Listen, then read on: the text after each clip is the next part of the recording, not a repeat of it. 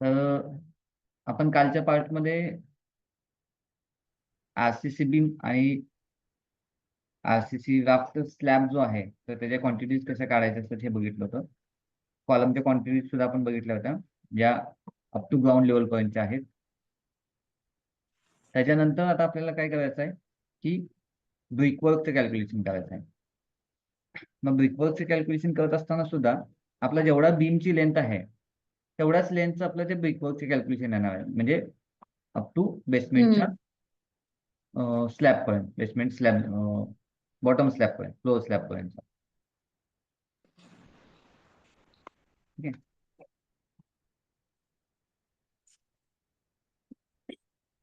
Brickwork on raft slab beam up to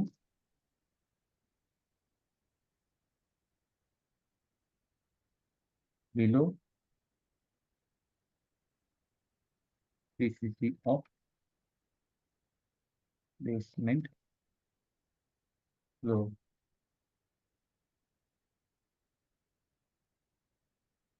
हे notation तुम्ही वेगळं देऊ शकता त्याला, किंवा नोटेशन तुमच्या हिशोबाने तुम्ही बदलू शकताय. L1, L2, L0, L3.5. ठीक आहे. आता बीम्स किती आहेत आपल्याकडे? आपण B1, B2, B3 अशा पद्धतीने जर कॅल्क्युलेट करायला गेलं, समजा B1चं घेतलं. आता B1 ची लेंथ किती होती?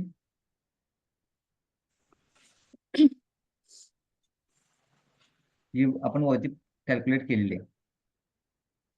B1 ची लेंथ इथं आहे कॅल्क्युलेट केलेली, 2.548. 48.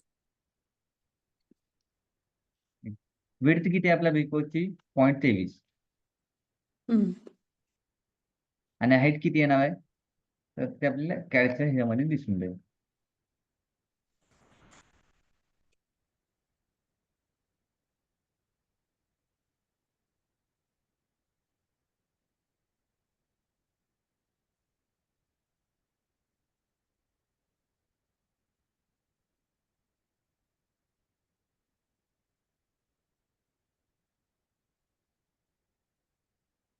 आपला बीम PCC आहे. PCC. इथं हा स्लॅब आहे आणि हा ब्रिकवर्क, हा बीम आहे. बीम. त्याच्यावरती मग ही परत आपलं काय, हे ब्रिकवर्क आहे आणि हा स्लॅब आहे परत. सॉरी, हा PCC आहे. ह्या ब्रिकवर्कची लेंथ आपल्याला मेजर करायची आहे.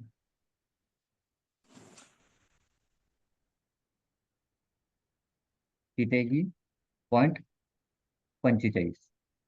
हम्म.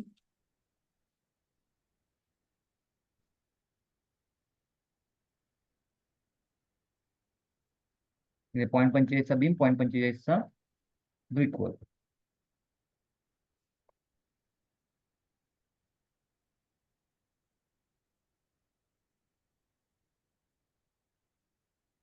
Is equal to product bracket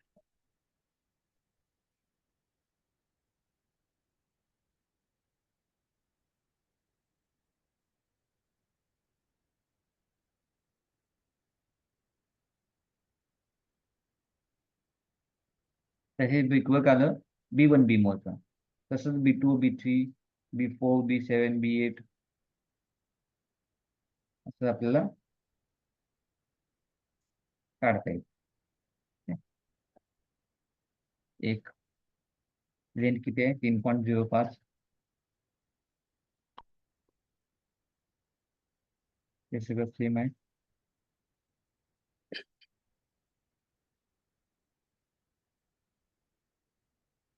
same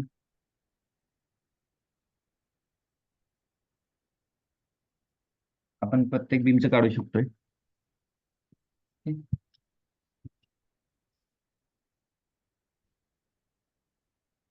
थर्डचं पण काढू शकतो आपण, 3.81.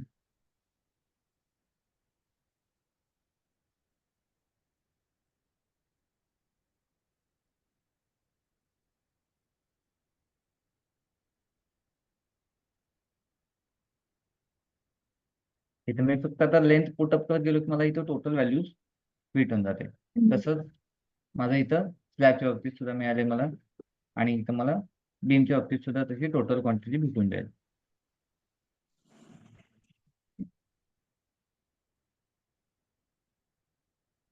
आता त्यानंतर पुढची क्वांटिटी कुठली येते?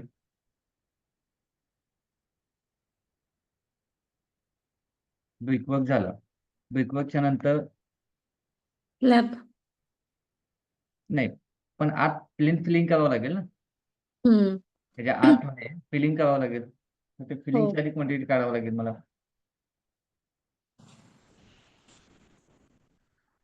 आता इथं जर तुम्ही टोटल लेंथ बघितलात, टोटल हाईट बघितलात,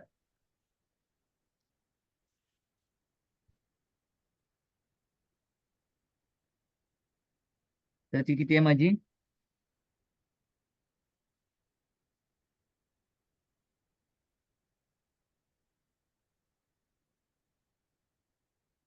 0.7. राफ्ट स्लॅब पासून वरती का? राफ्ट स्लॅब पासून वरती पीसीसीच्या खालीपर्यंत. पीसीसीच्या खालीपर्यंत. बरोबर.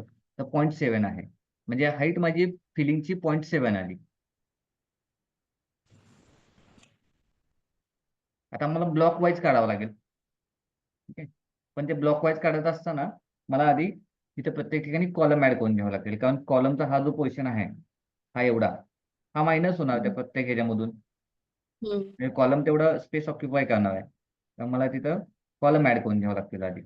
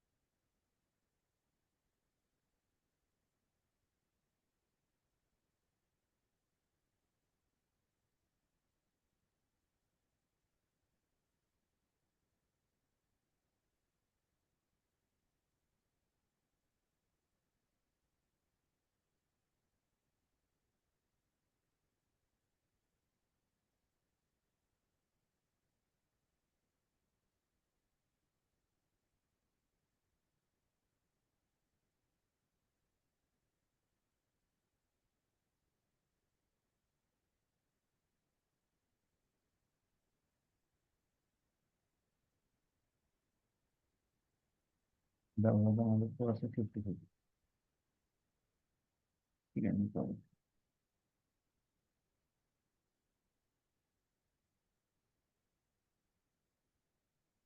ठीक आहे, प्रत्येक एंड कॉलम झाले. 1, 2, 3, 4, 7, 8, 9, 10, 11, 12, 13, 14. इथे एक राहील. हम्म. इथे एक हा. व्हायला. हम्म.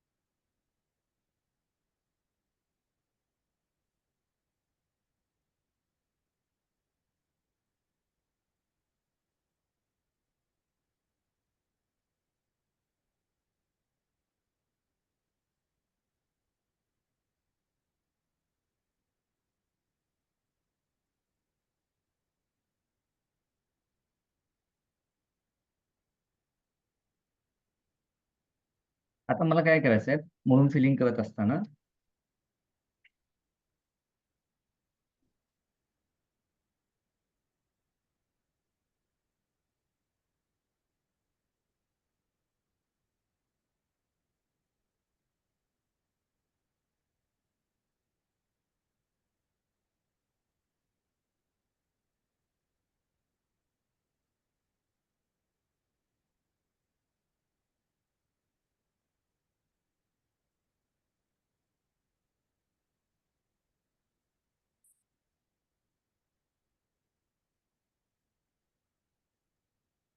तर मी प्रत्येकाला ब्लॉक 1, ब्लॉक 2, ब्लॉक 3 अशी नावं देईन. आणि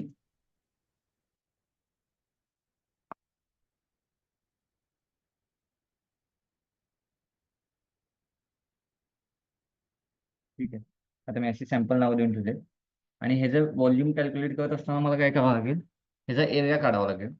आणि एरिया इंटू त्याची जी डेप्थ आहे 0.7, तिथे केले मला काय भेटेल,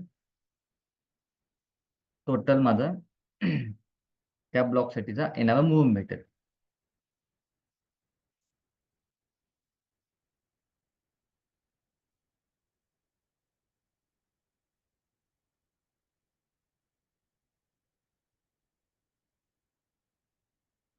म्हणून फिलिंग इन राफ्ट BL1 1 1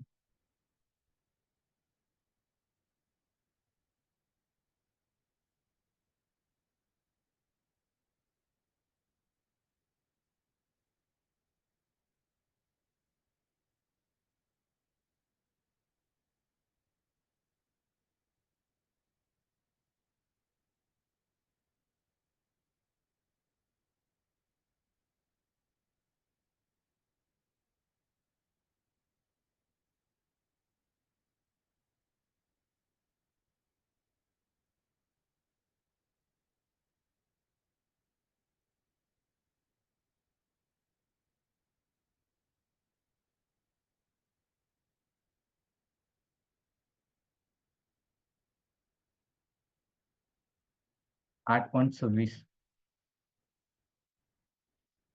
8.267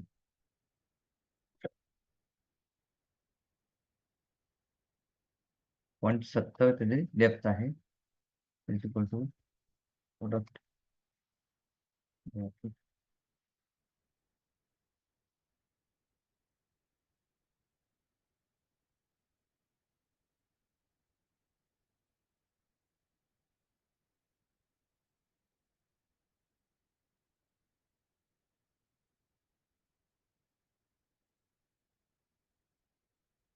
ठीक आहे. तसंच मग BL2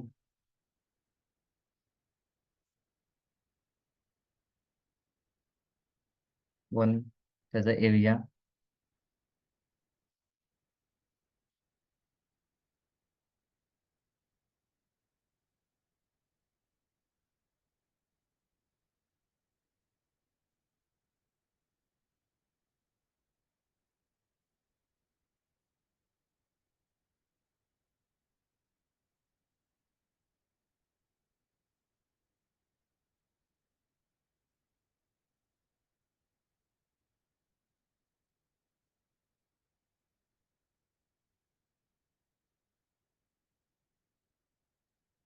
दहा 10.06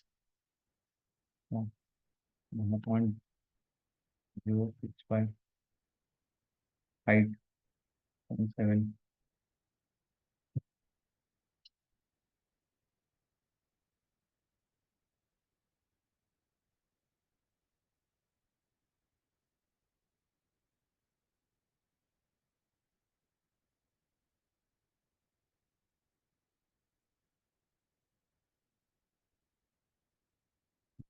आता इथे मला फक्त काय करायचं आहे, त्याचा एरिया ऍड करत जायचं. ह्याला मी नाव दिलं L3.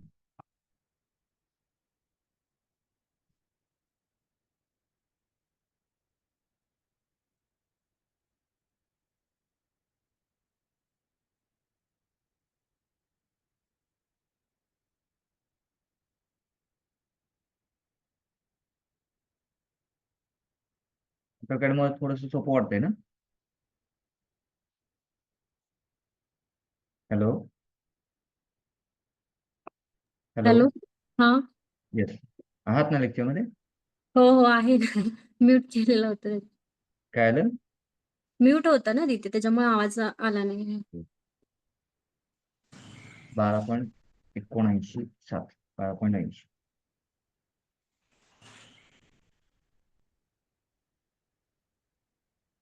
तर हे AutoCAD मुळे आपलं काम बरंचसं सोपं होतंय आणि त्यामुळे आपण हे असे व्हॅल्यूज पटपट काढू शकतोय. पेंट वगैरे एरिया वगैरे लगेच कळतो ना त्याच्यामध्ये. हो. आणि आता आपला नेक्स्ट हे मूळ फिलिंगचं झालं. मग अशाच पद्धतीने आपल्याला सगळे काढायचे. मूळ फिलिंगचं झालं त्यानंतर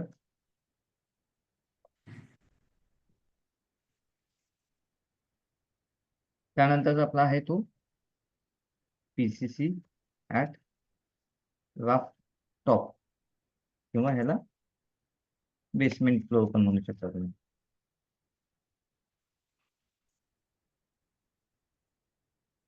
PCC घ्या किंवा इथं RCC घ्या, चालेल, दोन्ही चालेल. राफ्ट स्लॅब पण पूर्णच येणार का? हा राफ्ट स्लॅब आहे ना जो हा पीसीसी नंतर पीसीसी 0.1 झालं, हा त्याच्यावरती राफ्ट स्लॅब आहे तो 0.2 आहे ना? पॉईंट तो आहे, बरोबर. पूर्ण येणार का तो? हो, पूर्ण जेवढा येणार. आपला एरिया आहे तेवढा?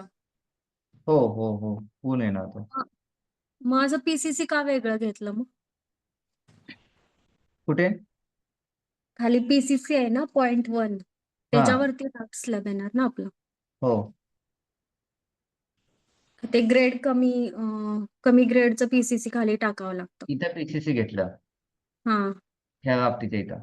हा राफ्टरचा स्लॅब झाला. स्लॅब. हे बीम झाले आणि हम्म. इथं त्याच्यावरती मग परत ब्रिक वर्क झाला आणि हे आता जे आपण मून फिलिंग केलं ते इथं झालं. मग हम्म. ह्याच्यावरती परत हा जो फ्लोर आहे, हा फ्लोर तयार करण्यासाठी आपल्याला इथं काय करावं लागेल, तर स्लॅब. अजून एक RCC स्लॅब द्यावा लागेल ना, हम्म. कारण तिथं पार्किंग येणार आहे. काही ठिकाणी इथं वॉटरप्रूफिंग पण करतात. आता आम्ही परवा एका साईट व्हिजिट वरती गेलो होतो, तर इथं ह्या PCCच्या ह्या RCCच्या खाली वॉटरप्रूफिंगची एक लेअर होती छोटीशी, जे हम्म. थिन काय म्हणतात त्याला, थिन मेम्ब्रेन होती ती, आणि ती मेम्ब्रेन पसरवली होती. तर तशी जर काय तुम्हाला करायची असेल तर तशीही करू शकता तुम्ही. तसं आपण एक घेऊया का आयटम इथं. ठीक आहे, तसं एक आयटम घेऊ आपण इथं.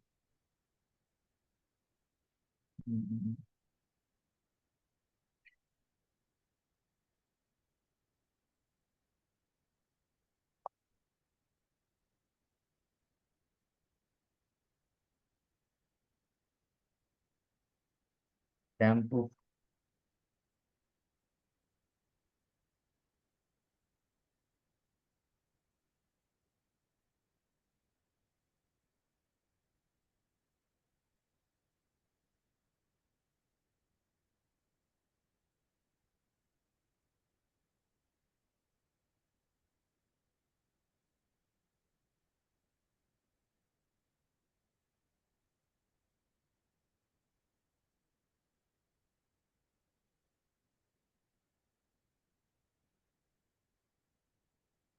एक दोन तीन चार पाच सहा सात आठ.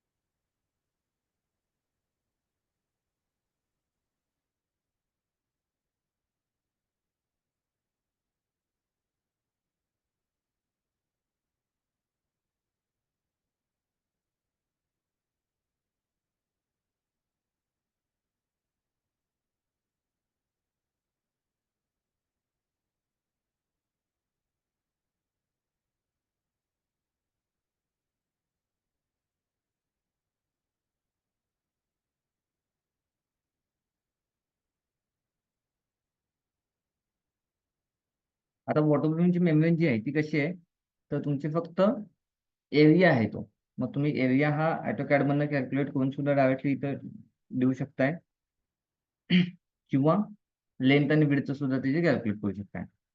आता लेंथ आणि विड्थ कॅल्क्युलेट करण्याऐवजी आपण काय करू, AutoCAD मधनं डायरेक्टली ते पुट आउट करू.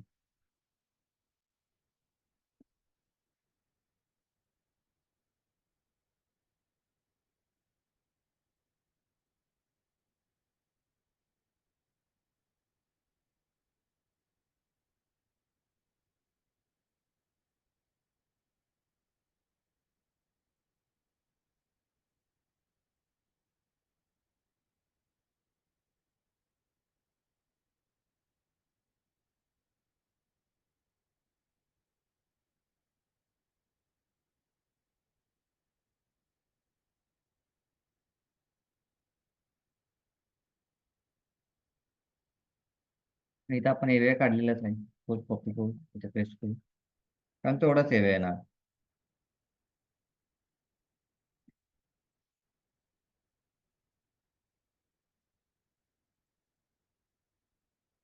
ठीक.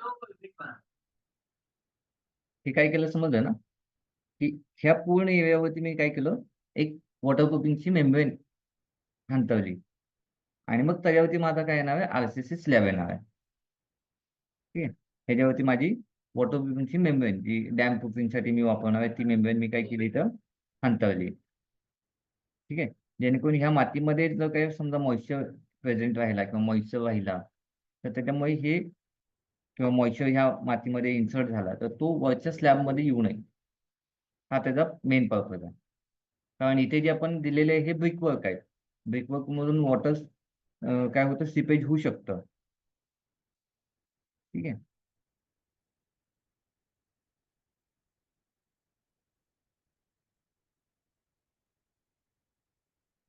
तर हे पण अशा पद्धतीने काय करू शकतोय, वॉटर प्रूफिंगसाठीचे ते मेम्ब्रेन काढू शकतो.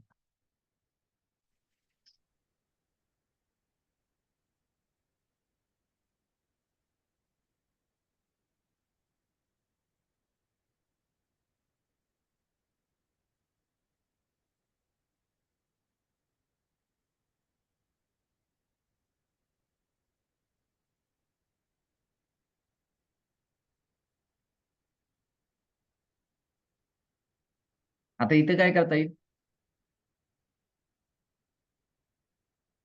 RCC राफ्टच्या वरती जो स्लॅब आहे त्याला काय करावं लागेल मला, हेच मेजरमेंट लागणार ना, पूर्ण एरिया. जो कुठला ह्या BL1 चा, BL2 चा, BL3. हा,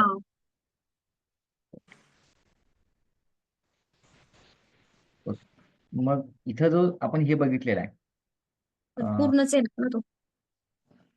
सेक्शन मध्ये आपण काय केलं की ह्या वॉलवरती सुद्धा घेतलेला आहे ना तो PCC. हा RCC जो आहे तो वॉलवरती सुद्धा घेतलेला आहे, म्हणजे या बीम्सच्या वरती पण येईल. हा, त्यामुळे बीमच तेच ना, पूर्ण इथं मला येणार काय तो करता येईल, हे कंबाईन सगळं एकत्र स्लॅब घेता येईल. एकत्र स्लॅब.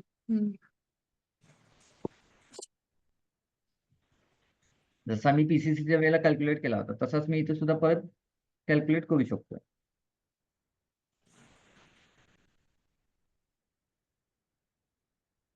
PCCची आणि ह्याची क्वांटिटी सेम येईल का जास्त येईल? ह्याची जास्त आहे ना, का? कारण की त्याच्यामध्ये आपण बीम आणि नंतर पीसीसी केलं ना आतमध्ये. तर नाही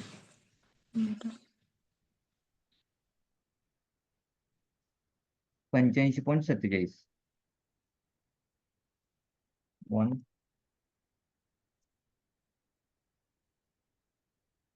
85.47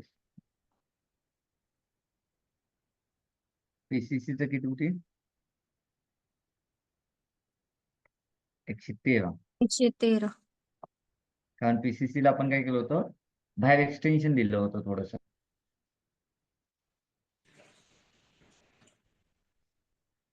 ठीक आहे. जर एरिया सेम असता तर मग व्हॅल्यू सेम आली असती का?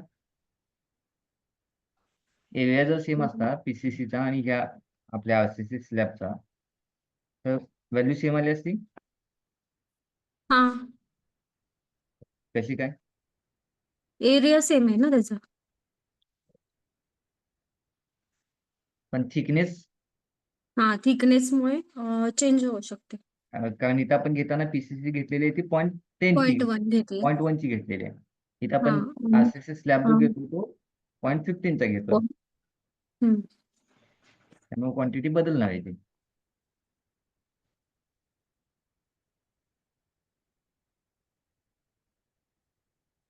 ठीक आहे. हे आता आपण काय केलं, बेसमेंटच्या टॉप लेवल पर्यंत सगळं केलेलं आहे. आता त्यानंतर इथे मी जे तुम्हाला दाखवलं होतं कॉलम, हे बेसमेंटच्या म्हणजे बेसमेंटच्या फ्लोर टॉप पासून ग्राउंड फ्लोअरच्या ग्राउंड फ्लोअरच्या हे बिलो स्लॅबच्या म्हणजे बॉटम लेवल पर्यंत हा स्लॅबच्या बॉटम लेवल पर्यंत. ही इथं आपण घेतले होते. तेच आपण खाली कॉपी करू शकतो किंवा पेस्ट इथंच ठेवू शकतो इथं. आता त्यानंतर आपण असं कन्सिडर केलं की बेसमेंटच्या स्लॅबला वॉल वगैरे काही नाही आहेत, पण डायरेक्टली आपण ग्राउंड फ्लोअरच्या कॅल्क्युलेशनला जाऊ शकतो, ग्राउंड फ्लोअरच्या स्लॅबच्या हम्म. कॅल्क्युलेशनला जाऊ शकतो. पण इथं थोडंसं, आता हे 2 स्लॅब झालेत, आरसीसीचे कंपोनंट्स बऱ्यापैकी झालेत, म्हणून तुम्हाला आता बार बेंडिंग शेड्यूल सांगायला मला काय अडचण नाही. बार बेंडिंग शेड्यूल मी सांगू शकतोय. ठीक आहे. हम्म. तर त्याच्या आधी तुम्हाला थोडंसं आहे ना, बेसिक स्ट्रक्चरच्या कन्सेप्ट, जसं की लॅपिंग लेंथ किती असते, बेंटअप बार कुठला असतोय, मेन बार कुठला असतो, स्टेअप्सचा लेंथ काय, सॉरी स्टेअप्सचे कॅल्क्युलेशन कसे असतात, त्यानंतर स्पेसिंग काय असतं, हे सगळं माहीत असलं पाहिजे. थोडंसं त्यावरती रिव्हिजन घेऊया.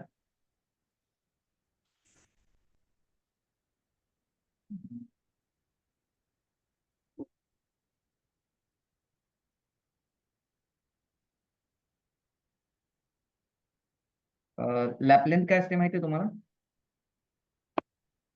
आहे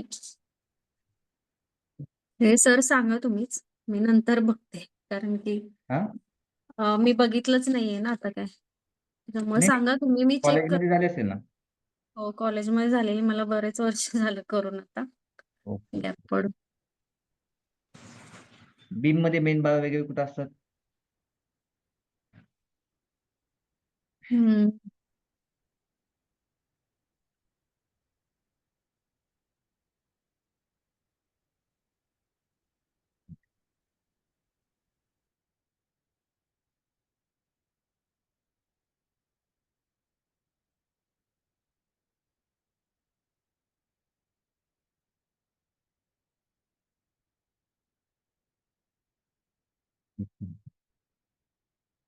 हा, अशी बाब आहे.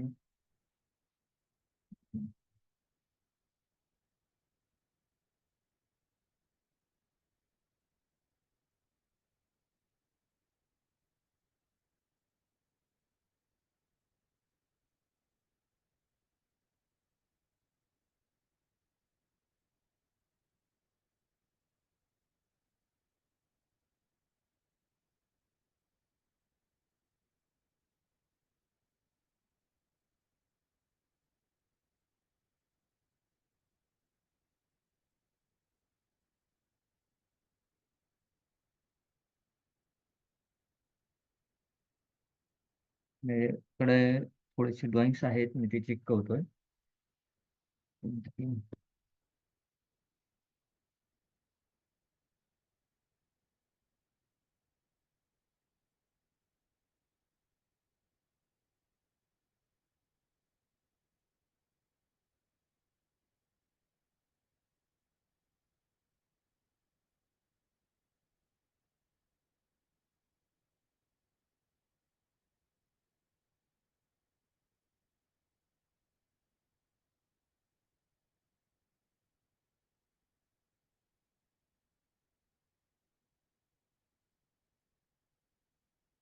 ठीक आहे.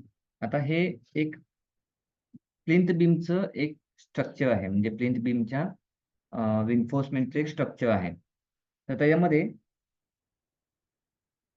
जर तुम्ही हा बघितला तर हा काय सपोर्ट आहे तुमचा, म्हणजे हा सपोर्ट म्हणजे आता ह्या केसमध्ये काय असेल, तर तुमचं इथं कॉलमचं जंक्शन असेल. ठीक आहे. आता तर आपले सगळे प्लिंथ बीम जे आहेत ते राफ्ट मध्येच आहेत, त्यामुळे आपल्याला तिथं काही म्हणजे ते सगळे जमिनीवरती सपोर्टेड आहे. मग हा जो इथं बार दिसतोय तुम्हाला बेंड केलेला बीम मध्ये किंवा कॉलम मध्ये, ह्याला अँकरेज म्हणतात. ठीक आहे, ह्याला अँकरेज म्हणतात. हे खालच्या बाजूने सुद्धा बेंड केलेलं असतं आणि वरच्या बाजूने सुद्धा जे टॉपचे बार आलेले असतात ते अँकर करून खाली इन्सर्ट केलेले असतात. आता हा जो दिसतोय तुम्हाला एक्स्ट्रा थोडासाच, तो आहे एक्स्ट्रा टॉप बार. या साईडला सुद्धा तुम्हाला दिसेल एक्स्ट्रा टॉप बार. आता हे एक्स्ट्रा टॉप बार किती टाकायचे, तर त्यासाठी सुद्धा एक क्रायटेरिया असतो सेट. L/4 ते L/5. ठीक आहे, L/4 किंवा L/5. आता L/4 म्हणजे काय, तर हा जो क्लिअर स्पॅन आहे ह्या स्पॅनच्या L/4. आता समजा हे 6 मीटरचा स्पॅन असेल तर हे 1.5 मीटर बाहेर येणार, ह्या फेस पासून 1.5 मीटर कॅल्क्युलेट होणार.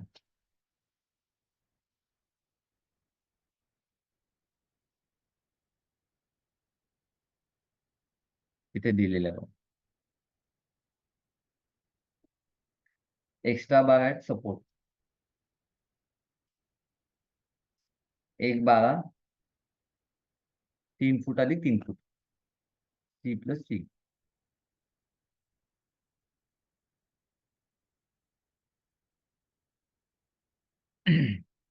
Discontinuous beam at support, stirrups, midspan.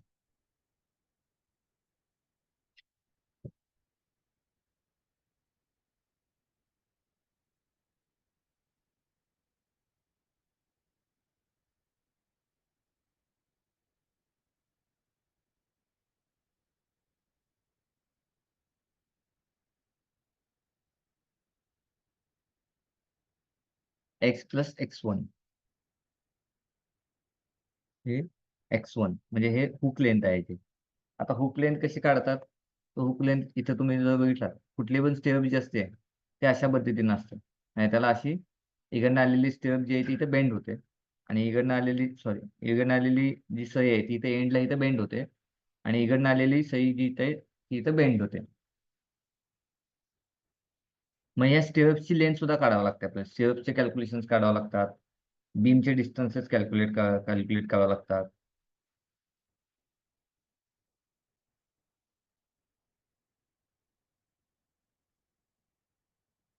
आता हे आहे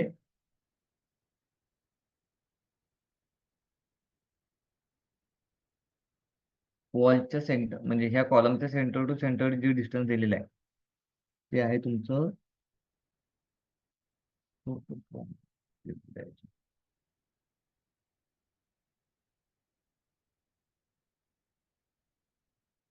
सेक्शनचं तुम्हाला समजून. ठीक आहे, माझ्याकडे दुसरं आहे का?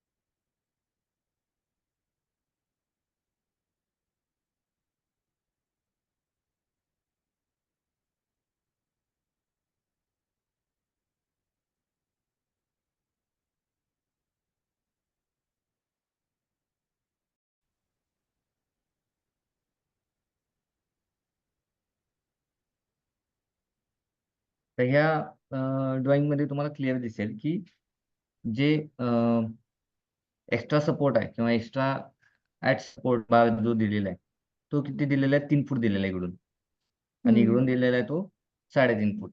तर असं का दिलेलं आहे, कारण हा एंड सपोर्ट आहे आणि हा जो आहे तो मिड सपोर्ट आहे. म्हणजे मिड इकडून सपोर्ट. हा स्पॅन पुढे कंटिन्यू झालेला आहे. ठीक आहे.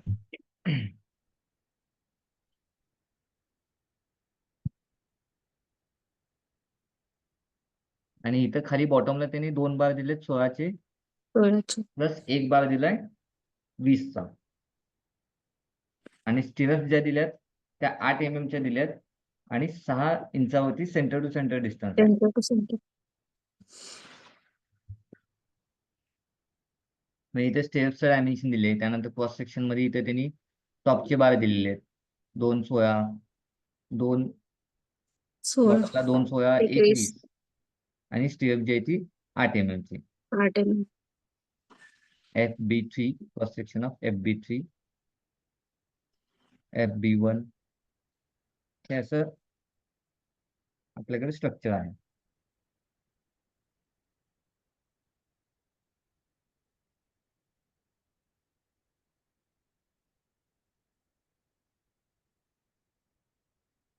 इथे तुम्ही कॅन्टिलिव्हर नाही, इथे सुद्धा बघू शकता तुम्ही टोटल लेंथ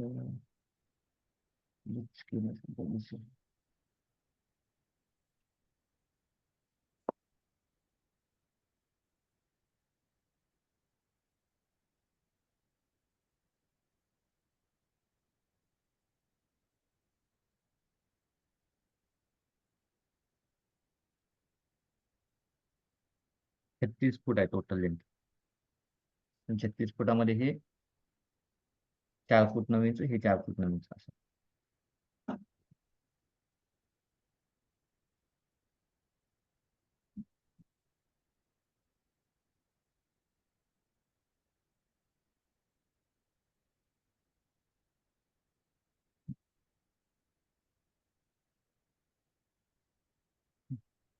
अजून एखादं ड्रॉइंग आहे का बघू.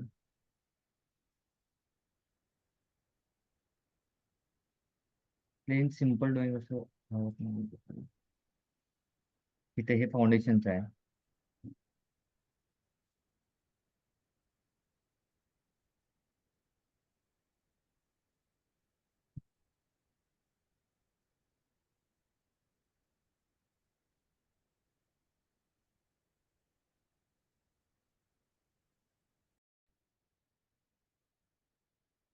इथे तुम्ही बघू शकताय की हा एक बीमचा सेक्शन आहे. त्याच्यामध्ये इथं एक्स्ट्रा लेंथ जी दिली एक्स्ट्रा एक टॉप जी दिली ते स्क्रीन नाही L/4. दिसत आहे सर.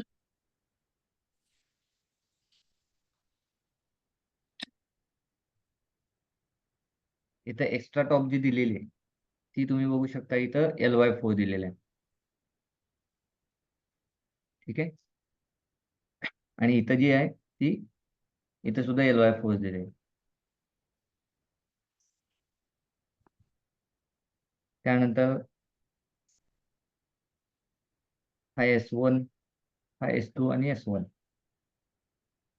म्हणजे एवढा पोर्शन वाईज त्यांनी बीम, टोटल बीम जो आहे तो पोर्शन वाईज डिवाइड केलेला आहे. कर्टेलमेंट लेंथ जी आहे म्हणजे बॉटम बार जो कर्टेल बार आहे तो कसा कॅल्क्युलेट केला, त्याची लेंथ किती किती ठेवली आहे तर 0.75 L1.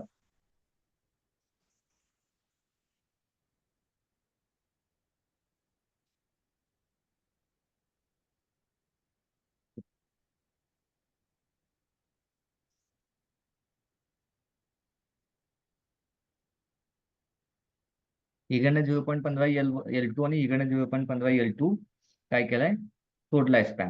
म्हणजे ह्या फेस पासून एक्स्ट्रा बॉटम बार माहिती आहे तुम्हाला, एक्स्ट्रा बॉटम एक्स्ट्रा टॉप. जेव्हा बीमची स्ट्रेंथ वाढवायची असते आपल्याला, म्हणजे पॉझिटिव्ह बेंडिंग मुवमेंट आणि निगेटिव्ह बेंडिंग मुवमेंट ह्या टर्म्स माहित असतील. पॉझिटिव्ह बेंडिंग मुवमेंट मग बीम कसा होतोय तुमचा बेंड, असा बेंड होणार आहे. मग हे बेंडिंग कमी करण्यासाठी आपण काय करतोय, बीम मध्ये बॉटमला मेन बार टाकत असतो. पण त्या मेन बार मुळे सुद्धा जर तुमचा बीम हे होणार नसेल, स्टेबल राहणार नसेल, तर आपण एक्स्ट्रा बॉटम बार टाकतो. म्हणजे त्याला कर्टेलमेंट बार म्हणतात किंवा एक्स्ट्रा बॉटम म्हणतात. नाही एक्स्ट्रा बॉटम टाकताना ते इथं पण काही गरजेचं नसतं, कारण इथं तुमची बेंडिंग मुवमेंट जी आहे ती जास्त नसते. बेंडिंग जास्त नसते. हं. सेंटरला असते बेंडिंग मुवमेंट. सेंटरला असते. बरोबर. म्हणून आपण काय करतो, हं. इकडून 0.15 L2 म्हणजे जो काही स्पॅन असेल तो 0.15 L, व्यायामासाठी इकडनं बरोबर. 0.15 L सोडून मधल्या पोझिशन मध्ये आपण आपले बार टाकतोय. बरोबर. ठीक आहे. पण तसंच निगेटिव्ह बेंडिंग मुवमेंट जी असते ती तुमची कुठं असते, सपोर्टला असते. म्हणून आपण निगेटिव्ह बेंडिंग मुवमेंट रेजिस्ट करण्यासाठी जे काही स्टील टाकतोय ते एक्स्ट्रा एक्स्ट्रा टॉप असते. मग एक्स्ट्रा टॉप कुठे टाकायचे, फक्त सपोर्टला टाकायचे, मध्ये काही त्याची गरज नाहीये. कारण एवढ्या पोझिशन मध्ये जो काही त्याचा बेंडिंग फोर्स येणार आहे तो कॉम्प्रेसिव्ह फोर्स येणार आहे, आणि ते घेण्यासाठी आपलं कॉन्क्रीट जे आहे ते सक्षम आहे. पण कॉन्क्रीट हे टेन्साईल फोर्स घेण्यासाठी सक्षम नाही आहे, म्हणून आपण टेन्साईल फोर्स बॉटमला येणार आहे, तर म्हणून बॉटमला आपलं मेन हं. स्टील टाकतोय. Main stick. हो. हम्म? तर ह्या व्हॅल्यूज लिहून ठेवा, कारण आपल्याला ह्या व्हॅल्यूज कुठं लागणार आहेत, बीमच्या कॅल्क्युलेशन मध्ये लागणार आहेत. तसंच सेम कॅन्टिलिव्हर जेव्हा स्लॅब असतोय तेव्हा कॅन्टिलिव्हर स्लॅबमध्ये जे स्टील येते ते टॉपला येते, मेन स्टील येते ते टॉपला येते. ठीक आहे.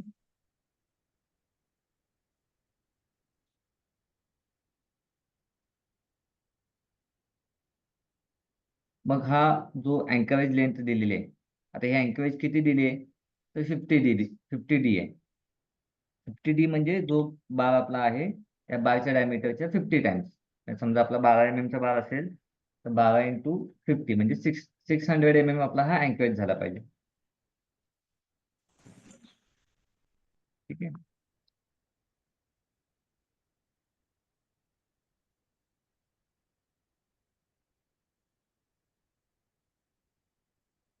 या पद्धतीने बीमचं काढू शकताय. मग स्लॅबचं तुम्हाला स्पेसिंग माहीत लागतं. स्लॅबचं जर काढायचं असेल तर स्लॅबच्या रिन्फोर्समेंटचे डिटेल्स हवेत तुम्हाला. आता समजा असाच एक हा जो आहे असाच आपला पण गाळा आहे समजा,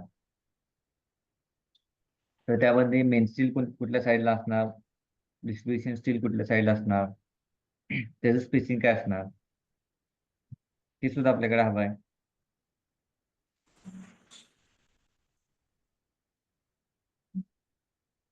हम्म.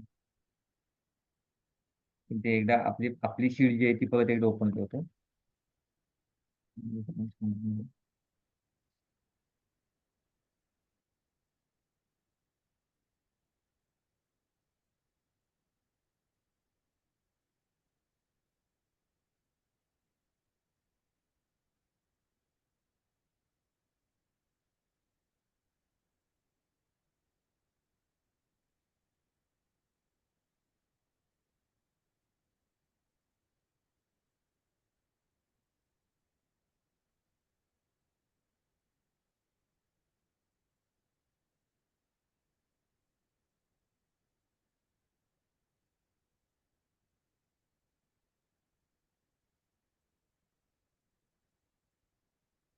एकच मिनिट ओपन होतं.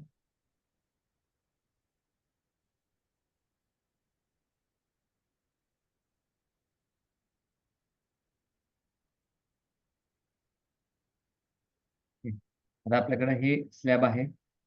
त्यानंतर ह्याच्यामध्ये आपल्याला आधी राफ्टची कॅल्क्युलेशन करायची आहे. राफ्ट मध्येच हा बीम आपला एंकरेज एंटर्ड असणार आहे. जर तिथं बघायला गेलं तर प्रोसेस आपण इथे काढलेलं आहे ना.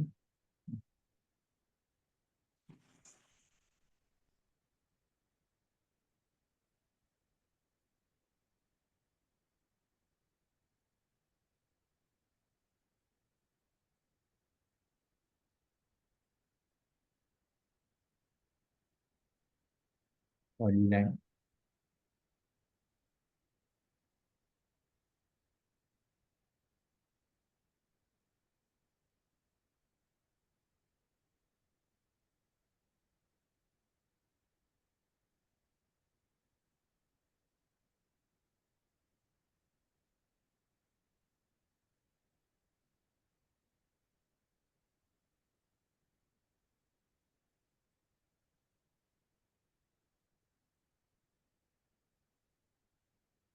हा बीम आहे आणि त्याच्या खालीच हा स्लॅब आहे.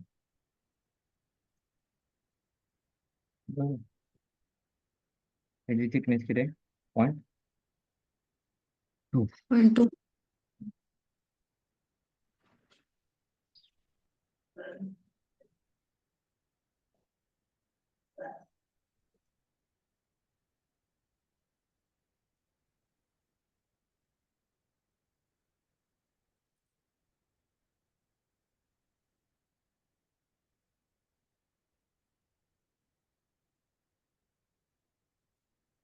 फाउंडेशन मध्ये बीमला किती कव्हर असतोय?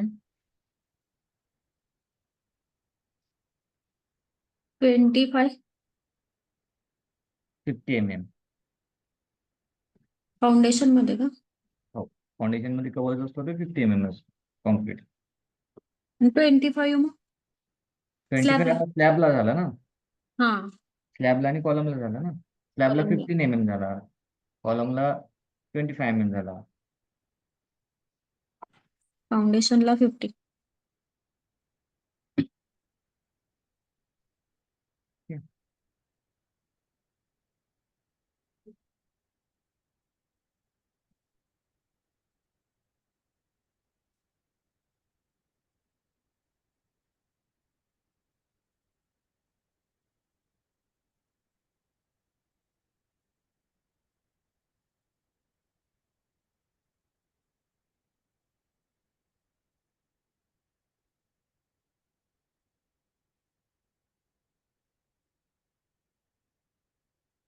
हे आपले असं स्टील आहे. ठीक आहे. हे आपलं असं स्टील बांधलेलं आहे समजा. तर हे स्टील मध्ये परत इथून काय होईल?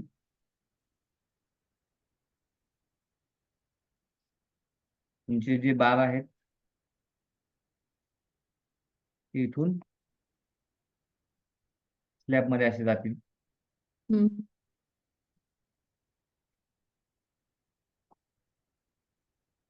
स्लॅबचे बार असे इन्सर्ट होतील इथून. पण आपल्याला जर समजा आता स्लॅबचं काढायचं आहे, तर स्लॅबचं काढत असताना आपली इथं स्पेसिंग पण असणार आहे.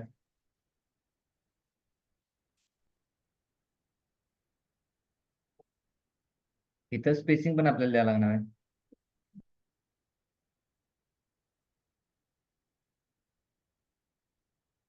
आता समजा मला इथून द्यायचं आहे, इथून स्लॅबचे सगळे हे बार कॅल्क्युलेट करायचे आहेत.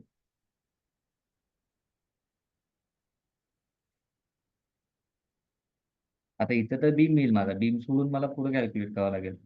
मग बीम सोडून कॅल्क्युलेट करत असताना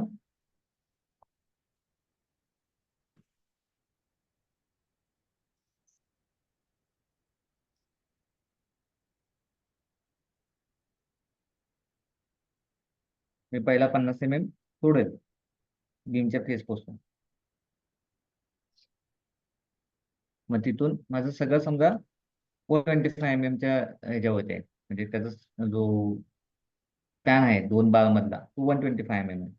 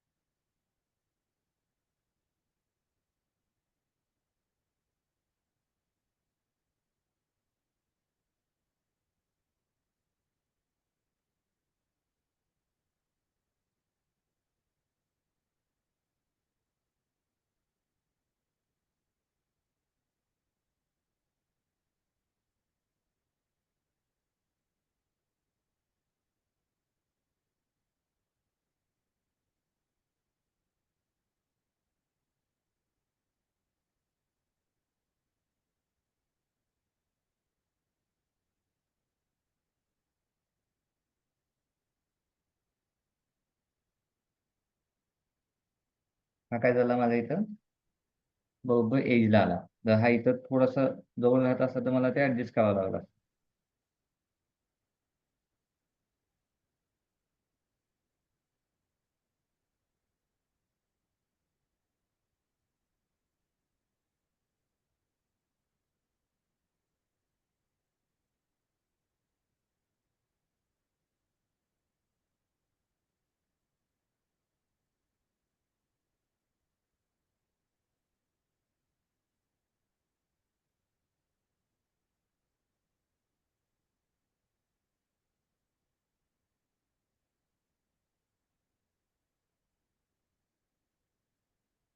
तर हे बार इथून मी जरी घेतलेले असले तरी काय होतील, ह्या फेस पुसून येणार नाहीत माझे बार.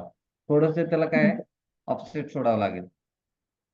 म्हणजे एकदम तुम्ही बीमच्या फेसला एकदम घासून नाही घेऊ शकणार तो बार. तिथे तुम्हाला 1 ते 2 इंच थोडंसं कटिंग कमी ठेवावं लागेल.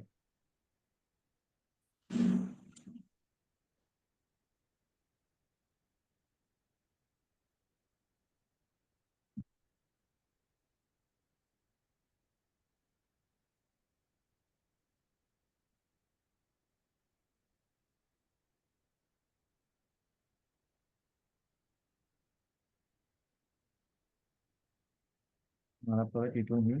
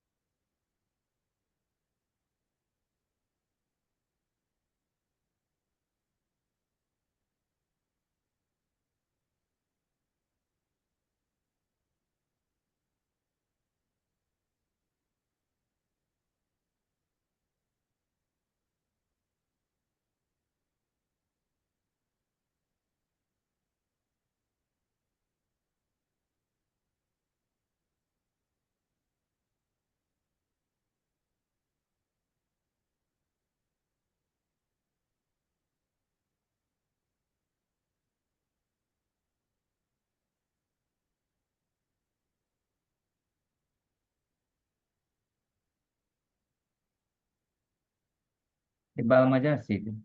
आता हेच बार माझे पुढे इकडे एक्सटेंड पण होतील. हेच कंटिन्युअस बार जे आहेत ते माझे एक्सटेंड पण होतील. ठीक आहे, इथंपर्यंत एक्सटेंड होतील. परत इथून माझं मेन बार ह्या डायरेक्शनला जातील. मेन बार डिस्ट्रीब्युशन बार कसे असतात माहिती आहे ना, कुठल्या लॉंग डायरेक्शनवरती? स्पॅन,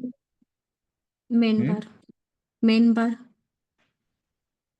लॉंग स्पॅनला. लॉंगर स्पॅनला असतं का शॉर्टर स्पॅनला? लॉंगर स्पॅनला. मेन बार जे असतात ते नेहमी शॉर्टर स्पॅनला असतात. म्हणजे ह्यामध्ये हे जे आता टाकलेत आपण हे मेन बार असणार आहे, आणि ते आपण असे टाकणार आहे हे मेन बार डिस्ट्रीब्युशन. डिस्ट्रीब्युशन बार असणार आहे. तेच जर आपण इथं बघायला गेलो तर इथं असे आपले मेन बार पडणार आहे. ठीक आहे, आता शॉर्टर इथं स्पॅनला मेन बार. शॉर्टर स्पॅनला मेन बार.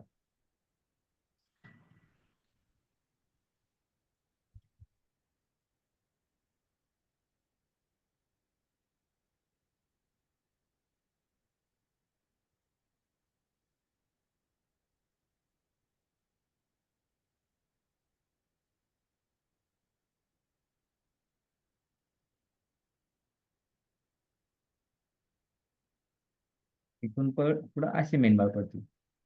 आपण हे स्ट्रक्चर बनवून घेऊ शकतो. त्यानंतर मग परत आपले बेंटअप बार किंवा बार्गेनिंग शेड्यूल कॅल्क्युलेट करू शकतोय. ठीक आहे, तर मी काय करेन आता ह्या बीमसाठीच सुद्धा एक स्ट्रक्चर इथं बनवून घेईन, एका पर्टिक्युलर बीमसाठीचं, आणि तिथं त्याचं तुम्हाला बार्गेनिंग शेड्यूल दाखवून देईन. ठीक आहे, उद्याच्या लेक्चरला आपण ते पुढचा पार्ट कंटिन्यू करू. ओके. चालेल, ओके, चालेल. यात काही शंका सर, तुम्हाला? एक विचारायचं होतं मला. हा, ते मागच्या वेळेस मी एक क्वेश्चन विचारलेला. काय? मागच्या वेळेस मी एक क्वेश्चन विचारलेला. ओके. पहिली बिल्डिंग आहे हा, आणि त्याला लागूनच दुसरी बिल्डिंग, म्हणजे दोन्ही मध्ये एकच भिंत येणार, वॉल. ओके.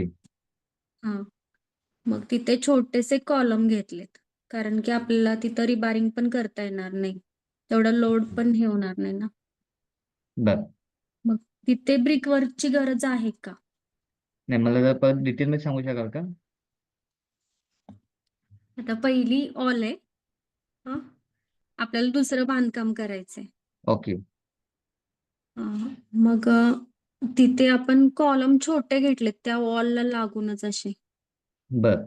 पहिलं बांधकाम आहे त्या वॉलला लागूनच छोटे हा, कॉलम घेतलेत. हा, आता तिथे कॉलमच्या मध्ये जे ब्रिक वर्क असतंय ना, हा, ते करावं लागेल का? मग स्लॅब फक्त कॉलम वरती म्हणजे लोड होईल का तसा? तर कॉलम तेवढ्या ताकदीचे नाही आहेत ना तुमचे, तुम्ही जसं म्हणताय पण की ते कमी छोटे आहेत. छोट आहे, 12 फुटाचं आहे बांधकाम. 12 12 फूट लांबीचा आहे. रुंदी आणि लांबी जास्त आहे अशी. ओके. मग दोन कॉलम मधलं अंतर किती आहे? जास्ती नाही, 7 फूट किंवा 8 फूट असेल. 7 फूट. आणि कॉलमची साईज किती घेतली? कॉलमची साईज बहुतेक 230 चे आहेत. छोटेच आहेत कॉलम. मी अजून बघायलाच गेले नाही, फक्त छोटे घेतले थोडं. म्हणजे केस अशी आहे की इथं तुमची ऑलरेडी ह्या साईडला दुसरी एक बिल्डिंग आहे आणि इथं तुम्ही छोटे छोटे कॉलम असे काढलेत हा हा 7-7 फुटाचे, 7-7 फूट हा अंतरावरती, आणि हा ह्याचा सगळा लोड ह्या कॉलम वरती येणार आहे. कॉलम वरती. हा, मग त्याच्या खाली बांधकाम केलं नाही तरी चालेल का? कारण की तेवढी जागा आपली जाणार ना, किती हा, ब्रिक वर्क तेवढी करायचं. जागा जाणार, बरोबर आहे. पण ते कॉलमच्या खाली फाउंडेशन कसं केलंय तुम्ही? फुटिंग करूनच केले ना? फुटिंग करूनच केले कुठल्या टाईपचे केले आणि तुम्ही? वरती पीसीसी केले. पीसीसीचं एवढा नाही नसतो काय सिग्निफिकन्स, पण फुटिंग नाही, चांगलं स्ट्रॉंग केलंय का? त्याला खाली पिचिंग हो वगैरे केलेलं आहे का? हो हो केले. आणि किती मजले होणार आहे हे बांधकाम? नाही म्हणजे खालीच फक्त आणि वरती 1-2 रूम छोट्या हो. निघतात. म्हणजे एकदम छोटं बांधकाम आहे. 12 फुटाचं आहे आणि 50 फूट असं लांब म्हणजे आहे आणि असं विड्थ 12 तशी. फूट आहे आणि असं 50 फूट आहे का? नाही नाही, असं 12 फूट आहे. B1 आहे ना, ती हा. लाईन 12 फूट आहे ओके. हा. आणि उभं असं 50 फूट आहे. ओके. आणि हे जे साईडचे दोन कॉलम आहेत ते फक्त आपले छोटे छोटे कॉलम आहेत. इकडचा मोठा आहे. हा, इकडचा हा जो कॉलम आहे तो मोठा आहे. इकडे इकडे त्याच्या अलीकडे. हा, ते हा मोठा आहे. मोठे आहेत. हा, आणि ह्या दोन फेसला कमी कमी साईजचे आहेत. एकच येणार ना सर, एका लाईनला 2च कॉलम आहेत ना असे. मध्ये त्याला असं हेच लेंथ नाही किती आहे? ना, अशी 12 लेंथ किती आहे? फुटाचीच आहे ना. अशी लेंथ पूर्ण 50 फूट आहे. ओके. मग 50 फूट मध्ये कॉलमच नाही घेतलेले आहेत? घेतलेत की. तेच म्हणतो मी. 50 फूट मध्ये कॉलम घेतलेत, फक्त 12 फुटामध्ये 2च येणार ना कॉलम. 12 एकच रूम फुटामध्ये दोनच निघते येतील. अशी. हे हम्म. 12 फुटामध्ये दोनच येतील आणि हे 50 हा फुटामध्ये असे 7-7, म्हणजे हे दोन, हे हा 7 आहे, हे 7 आहे, असंच ना? हा. ओके. आणि मग हे सुद्धा गरज आहे का बांधकाम आहे त्याला कॉलम. ब्रिक वर्कची? का लिकेजचा वगैरे प्रॉब्लेम होईल नंतर स्लॅब टाकल्यानंतर? लिकेजचा काही प्रॉब्लेम नाही. लिकेजला तुम्ही वरती वॉटरप्रूफिंग करून हेगडच्या भिंतीला मॅचअप करून घेऊ शकताय. हा वॉटर तेच. वगैरे ते होऊ शकतं, पण स्टॅबिलिटी महत्वाची आहे. स्ट्रक्चरल स्टॅबिलिटीसाठी त्या कॉलमची साईज आणि हिगडच्या लोडची साईज बघावं लागेल. लोड कसा आहे, वरचं तुमचं बांधकाम कसं करणार तुम्ही, ते बघावं लागेल. हम्म. किती मजले प्लेन हाईट किती घेतली? प्लिंथ हाईट काही मी बघितलं नाही अजून, बघायलाच जाणार आहे अजून. त्याच्या काही डिटेल्स मी असतील तर ड्रॉइंग काढून. सांगून द्या, मी त्याच्यावरती थोडंसं विचारतोय. हा चालेल. हो, चालेल. हा, ठीक. थांबायचं का मग? थँक्यू. हा.